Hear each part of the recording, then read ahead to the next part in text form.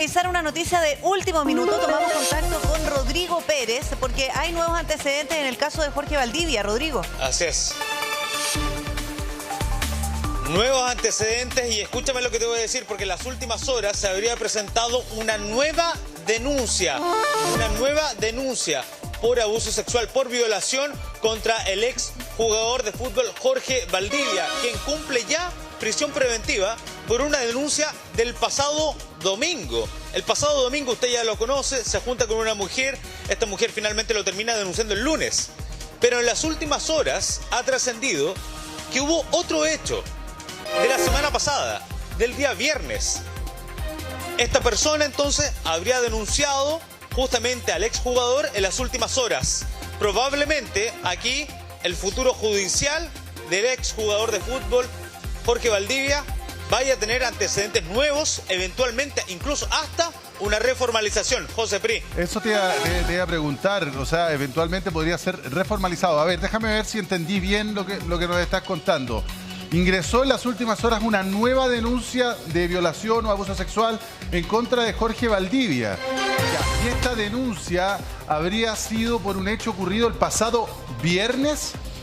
¿Entendí bien? Exactamente, 18 de octubre, esa es la fecha del hecho puntual. Esto ocurre o habría ocurrido el viernes 18 de octubre. Su denunciante habría estampado la denuncia en las últimas horas, posterior al hecho denunciado del pasado lunes, del que todos ya teníamos conocimiento. Claro. El Ministerio Público ha dicho que no va a entregar muchos antecedentes, evidentemente por resguardo a esta víctima, pero sí entonces se está consignando este nuevo caso, ¿no?, que se le atribuye al exjugador de fútbol. Ya estamos hablando de dos hechos distintos que se habrían generado con 2 días de diferencia. Claro. Sí. Solo que el primer hecho fue recién denunciado. Eso sería durante esta mañana. ¿Eso cabe dentro de la del mismo proceso, Claudio? No, son investigaciones separadas. ¿Y por qué la reformalización? Porque la reformalización, independiente de que son 2 investigaciones separadas, se reformaliza por otro delito más. O sea, una nueva formalización. Es una nueva formalización, básicamente. Por eso que se dice Claro, es un caso totalmente distinto. Lo que pasa es que obviamente las condenas se suman en caso de haberlas. Por Obviamente ejemplo, todo esto es la presunción de inocencia. Sería volvemos a estrictamente insistir sobre el una tema. reformalización si es que respecto a la misma víctima hubiera otro delito. Aquí me parece que hay una nueva formalización por otro delito y puede existir la confusión que es una reformalización.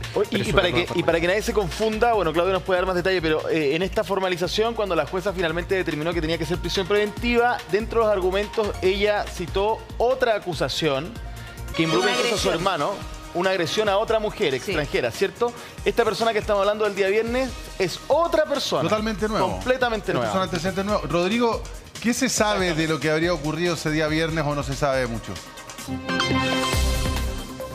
Mira, se sabe muy poco y aquí Claudio nos puede ir aclarando, pero lo que se sabe hasta ahora es que habría sido una manera de actuar, un modus operandi similar a lo ocurrido justamente el día domingo, del domingo para la madrugada justamente del día lunes. El hecho que todos conocíamos.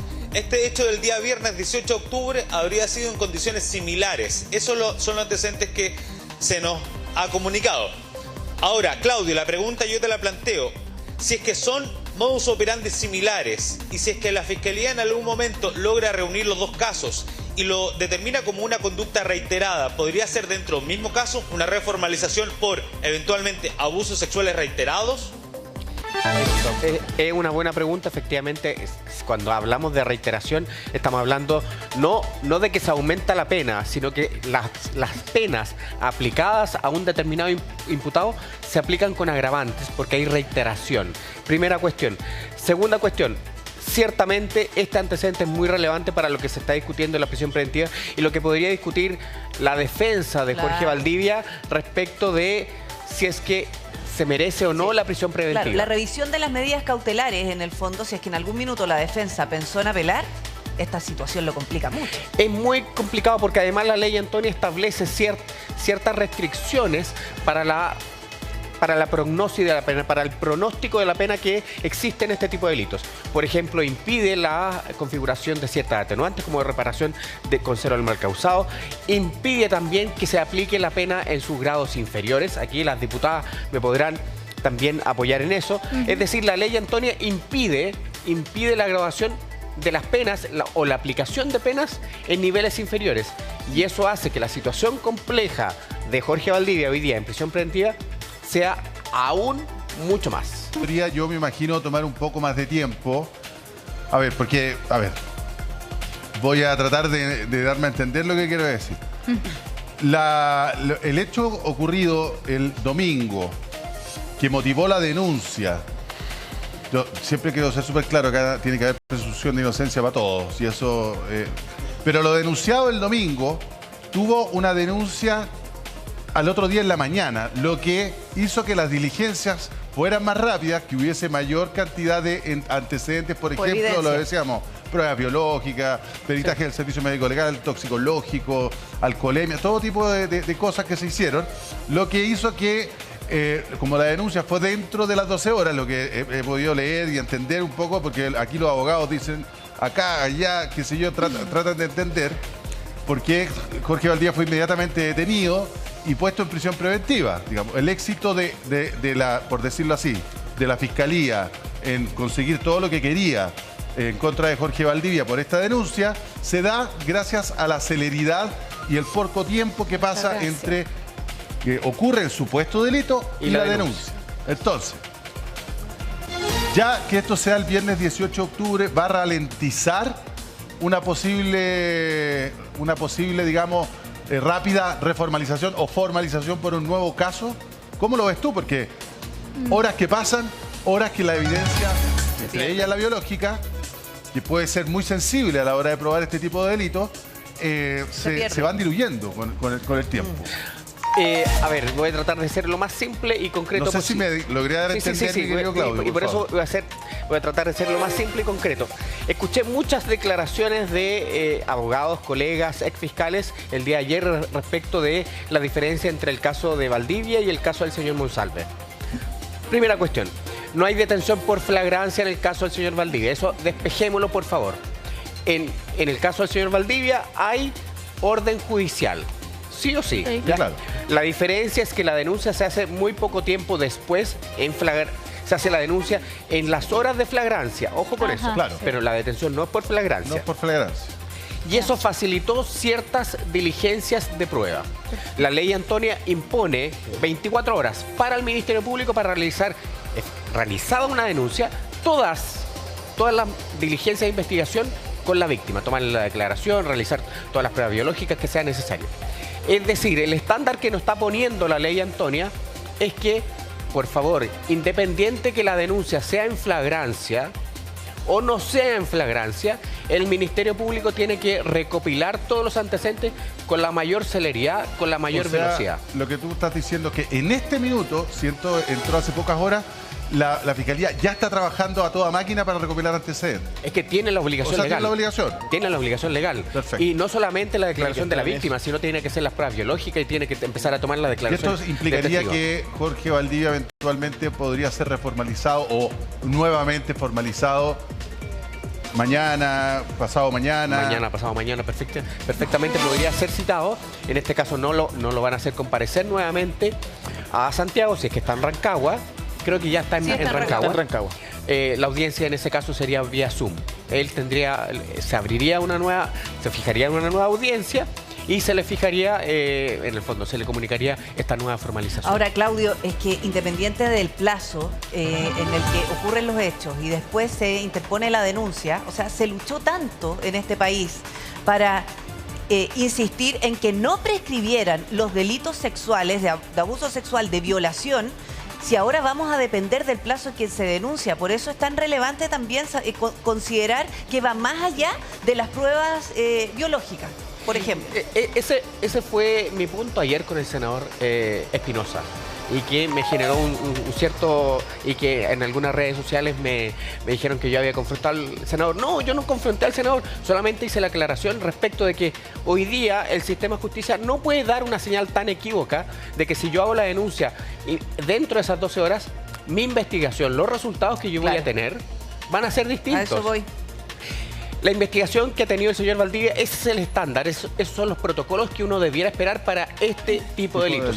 Las víctimas en delitos sexuales se toman el tiempo necesario para generar esa reflexión. Y puede pasar años. Sí. Y pueden pasar años. Yo puedo agregar, me gustaría agregar algo ahí, porque los que no prescriben son los de menores de edad. Y en este caso, el Senado tiene hace mucho tiempo un proyecto de ley justamente para que todos los delitos, independientes de la edad de la víctima, no prescriban justamente por el hecho de que lo que te demoras tú incluso en interiorizarlo y en expresarlo y etcétera. Y ahí reconozco que el único abogado que se atrevió a ir a apoyar ese proyecto de ley, en ese caso fue Juan Pablo Hermosilla. Existe mucho, me dicen, bueno, ¿por qué no los homicidios no prescriben? Pero es que el tema de la violación, hay personas que lo cuentan 10, 20, 15 y algunos nunca, jamás. Así que los senadores, para que sepan que ellos tienen hace por lo menos 2 años un proyecto de ley en la Comisión de Mujeres que no han querido que avance, justamente que habla de la imprescriptibilidad de los delitos sexuales independiente de la edad de la víctima. Ahora, lo que estamos viviendo ahora son cosas que han pasado esta semana, pero yo no puedo dejar de recordar a esta chiquilla que el 2021 fue violada por 9 cadetes de Cobreloa. ¿Ya?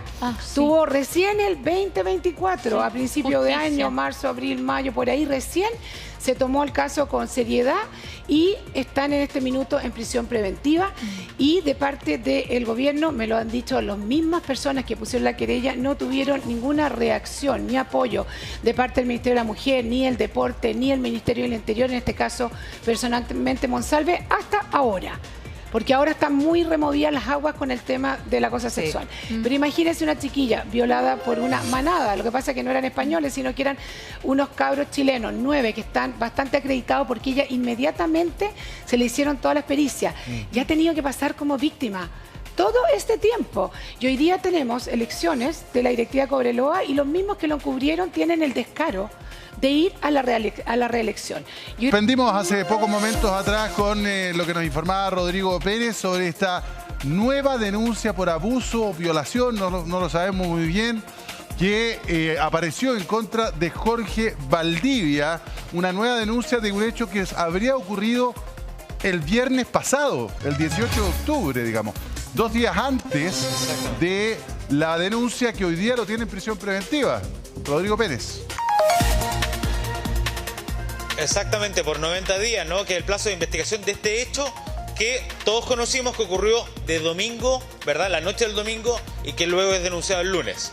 Pero los antecedentes que tenemos entonces y que ha sido confirmado es que en las horas de ayer se presenta una nueva denuncia. Otra víctima, otra persona, otra mujer, por hechos que habrían ocurrido el día viernes 18. Hay muy pocos antecedentes. Esto tiene que ser confirmado, evidentemente, por parte del Ministerio Público, por parte de quienes están investigando. Pero los hechos habrían ocurrido de una manera similar, de una manera muy similar al menos, esos son los antecedentes que tenemos, en la comuna de Vitacura. Recordemos que el hecho que conocimos ayer fue en Avenida Manuel Montt, esto es casi en los límites de Ñuñoa con Providencia. Esto habría ocurrido el viernes 18 en la comuna de Vitacura, en el subsuelo de un edificio que por lo demás nosotros hemos conocido. En el subsuelo de un edificio hay un restaurante que se llama El Toro. Habría entonces reunido, en ese lugar se habría reunido el exjugador de fútbol junto con esta mujer, con esta persona. En ese lugar habrían sido observados y luego de eso se habrían trasladado, esto es información evidentemente preliminar que hay que confirmar con el transcurso de las horas, probablemente vamos a tener la reafirmación, habrían ocurrido entonces los hechos inicialmente ahí, en esta reunión, y luego se habrían trasladado hasta el departamento del jugador de fútbol. Del jugador de fútbol. Esos son los antecedentes preliminares que tenemos hasta ahora, José. Ya. Bueno, acá hay, lo conversábamos con Claudio, acá hay un, ¿cómo se llama?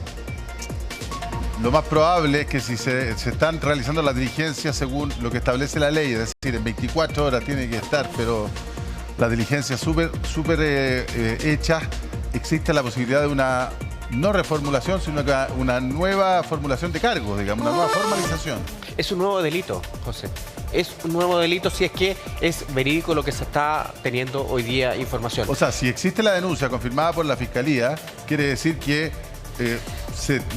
hay investigación en curso, por ende, digamos, se le está acusando de un nuevo delito. No es que el hecho anterior sea más grave, sino es que son dos hechos distintos, completamente distintos, y que la situación de la medida cautelar, para todos los efectos, parece más justificada para la justicia. No es una apreciación personal, sino respecto de el peligro para la seguridad de la sociedad, tal como lo fundamentó y argumentó ayer la jueza. Claro. La jueza ayer, cuando argumenta las medidas cautelares en contra del exfutbolista, va en esa dirección. Claro, lo argumenta precisamente porque había un hecho anterior de una denuncia por agresión a una mujer en un espacio público, y eso finalmente a él lo ponía en una situación en el que no contaba con la irreprochable conducta anterior, que probablemente hubiese cambiado el panorama al momento de revisar las medidas cautelares. Habría cambiado el escenario, sí, efectivamente. Lo que la defensa también creo que argumentó fue que ellos en todo momento iban a colaborar con la investigación. La cuestión es que esa atenuante ni siquiera estaba configurada a ese momento de la discusión de las cautelares. El punto es que para discutir la medida cautelar de prisión preventiva en este tipo de delitos, lo que tiene que tener en particular a la vista un magistrado es la gravedad del hecho. Y no solamente la gravedad del hecho, sino de las consecuencias y efectos que tiene para la víctima. Es lo que dicen en términos técnicos los colegas, la extensión del mal causado. Y si uno tiene a la vista eso ya en sí mismo es un peligro para la seguridad de la sociedad a propósito de la conducta de ese sujeto en la comisión de ese delito respecto de otras personas.